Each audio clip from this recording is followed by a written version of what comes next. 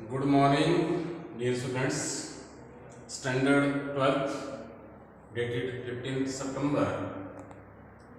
Subject History, chapter number 11. Again, one of the video you have already collected from the app. Chapter most important है कि 1857 का विद्रोह।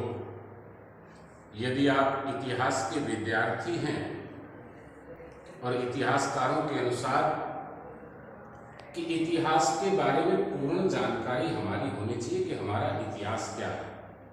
जैसे हम परिवार के बारे में पीछे दादा दादी परदादा उनका जानते हैं, देश के इतिहास के बारे में भी हम जानेंगे। ज़्यादा दूर ना जाते हुए 1857 1600 से लेकर 1857 तक लगभग इस पूरे भारतवर्ष में, जिसमें पाकिस्तान भी है, बांग्लादेश भी है, लगभग अंग्रेजों ने कब्जा कर लिया था। देसी रियासतें थी तो वो भी अंग्रेजों की अधीन थी, चाहे वो मजदूर हो, चाहे वो व्यापारी हो, चाहे वो कर्मचारी हो, चाहे वो किसान हो, चाहे वो सैनिक हो, सभी पर अत्याचार अंग्रेजी शासन का हो रहा था। 19वीं सदी के बाद में तो आप भगत सिंह वगैरह में जानेंगे, लेकिन वहाँ तक तो पूरे समाज के अंदर अंग्रेजों के खिलाफ एक आक्रोश था। और आक्रोश को शुरुआत मेरठ से होता लगभग जो पूरा भारतवर्ष है इसके अधिकांश भागों में फैल गया। तो 1857 का विद्रोह के नाम से हम जानते हैं। क्या कहते हैं? 1857 के विद्रोह को प्रथम स्वतंत्रता संग्राम की उपमा दी जाती है। क्यों? हालांकि आप और हम जानते हैं, ये सत्य है कि ये विद्रोह का आरंभ सैनिकों ने किया था, लेकिन परंतु आहिस्ता आहिस्ता, चाहे वो बहादुर शाह जफर थे, चाहे अवध का नवाब वाजिद अली शाह था, नाना फडणवीस थे, रानी लक्ष्मीबाई थी, चाहे वो जमींदार थे, बड़े बड़े सरदार थे, चाहे वो कर्मचारी थे, चाहे व्यापारी थे, चाहे आम लोग थे, वो सब अंग्रेजों के खिलाफ हो गए। चाहे वो धार्मिक प्रवृत्ति के लोग थे, सामाजिक प्रवृत्ति के लोग थे। यानी कि ठीक है कि उनका प्रयास था कि अंग्रेजों को भारत से निकाला जाए। ये प्रयास तो नहीं होगा शायद, लेकिन ये प्रयास था कि अंग्रेजों ने जो नीतियां बना रखी उन पर लगाम लगाया जाए। राजनीतिक कारण क्या था? यानी शासन व्यवस्था। लॉर्ड वेल्जली की सहायक संधि और डलहौजी की लैप्स की नीति, ये क्योंकि वायसराय बन के इंग्लैंड से आते थे हमारे देश में। लैप्स का मतलब कि जिसके अंदर राजा के रियासत का जो राजा है उसके यदि पुत्र नहीं है तो उस राज्य को अंग्रेजी राज्य में मिलाया जाए। सहायक संधि का मतलब अनेक प्रकार की रियासतों पर लगाया जाए। नाना साहब की पेंशन बंद कर दी, झांसी की रानी को दत्तक पुत्र लेने की आज्ञा का ना मिला, 17 नागपुर रियासत अंग्रेजी साम्राज्य में मिला दी गई। जमींदार व सरदार भी अंग्रेजों के खिलाफ थे क्योंकि उनकी भूमि छीन ली गई। ये राजनीतिक कारण थे। आर्थिक कारण क्या था? कि भारतीय उद्योग ठप हो गए, क्योंकि इस समय क्या था कि इंग्लैंड में उद्योगीकरण हो रहा था। भारत के जो छोटे छोटे उद्योग थे, वे आप पता करेंगे कि गांव तक छोटे छोटे उद्योग, दरी बनाने का, कपड़े बनाने का और अनेक प्रकार के उद्योग थे, वो इंग्लैंड से माल तैयार होकर यहाँ सस्ता बिकना लगे और भारतीय कारीगरी था या रोजगार था वो बिल्कुल ठप हो गया। भारत का व्यापार लगभग समाप्त हो गया। जमींदारों की भूमि का स्वामी मान लिया गया, यानी कि कुछ एक जमींदारों को जो अंग्रेजों के स्वार्थी लोग थे उनको जमीन दे दी गई। भारतीय जनता पर अनेक प्रकार के टैक्स लगा दिए गए, चाहे वो किसान था, कर्मचारी था, मजदूर था। सामाजिक और धार्मिक कारण क्या था? कि जैसे सती प्रथा बंद करना तो हिंदुओं ने सोचा कि ये हमारे धर्म में भी दखल दे रहे।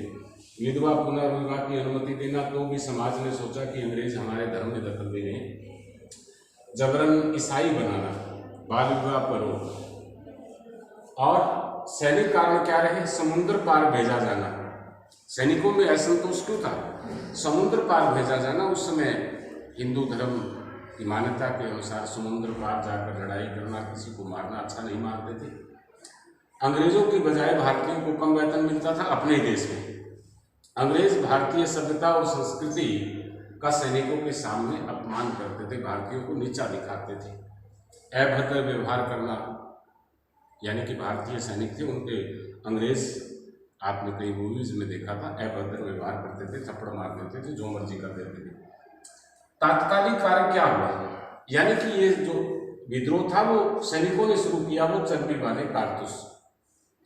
चर्बी वाले कारतूस क्या थे कि ऐसी अफवाह फैल गई सैनिकों में कि उस वक्त बंदूक से, राइफल से जो गोली चलाई जाती थी, मुंह से उस कारतूस को छीलना पड़ता था, फिर वो बंदूक या राइफल में कारतूस डलता था। ऐसी अफवाह फैली कि मुंह से छीलने वाला जो कारतूस है उसके अंदर गाय और सूअर की चर्बी लगी हुई है। तो हिंदू जो सैनिक थे उनके लिए गाय माता का दर्जा है, मुसलमान सैनिकों के लिए सूअर भी उनका एक पूज्य पशु है। तो इस प्रकार उन सैनिकों ने ऐसे कारतूसों को चलाने से मना कर दिया और मेरठ की छावनी से यह आंदोलन शुरू हो गया। स्वरूप या प्रकृति, कहते हैं कि इस आंदोलन का स्वरूप और प्रकृति क्या था, तो हमें पता है कि ये सैनिकों से स्टार्ट हुआ, सैनिकों के बाद में सिपाही मिल गए, सिपाही के बाद में व्यापारी मिल गए, व्यापारी के बाद में किसान मिल गए, किसान के बाद छोटे मोटे रियासत के राजा थे जिनकी कोई पेंशन बंद कर रखी थी, एक जन आंदोलन बन गया, ये प्रकृति बन गई इस आंदोलन की। अवध का भी विद्रोह, नवाब वाजिद अली शाह, उसको गद्दी से उतार दिया गया, राज्य निकाला दे दिया गया। तो जो महल के अंदर अनेकों कर्मचारी थे वो सारे के सारे बेरोजगार हो गए, तो वहां भी विद्रोह पैदा हो गया। कहते हैं कि इस विद्रोह के बाद परिणाम क्या निकला, हालांकि आपके लेसन में नहीं है कि परिणाम क्या हुआ, कि 1857 में इस विद्रोह के बाद कुछ देशी रियासतों के राजाओं ने गद्दारी की देश के साथ और अंग्रेजों का साथ देकर आहिस्ता आहिस्ता जो विद्रोह था उसको अंग्रेजों ने कुचल दिया। हजारों जो विद्रोही थे उनको जान से हाथ धोना पड़ा, हजारों को जेल में डाल दिया गया, और इस प्रकार आहिस्ता आहिस्ता ये आंदोलन समाप्त हो गया। और 1857 से लेकर 1947 तक पूरा भारत में अंग्रेजों का शासन हो गया।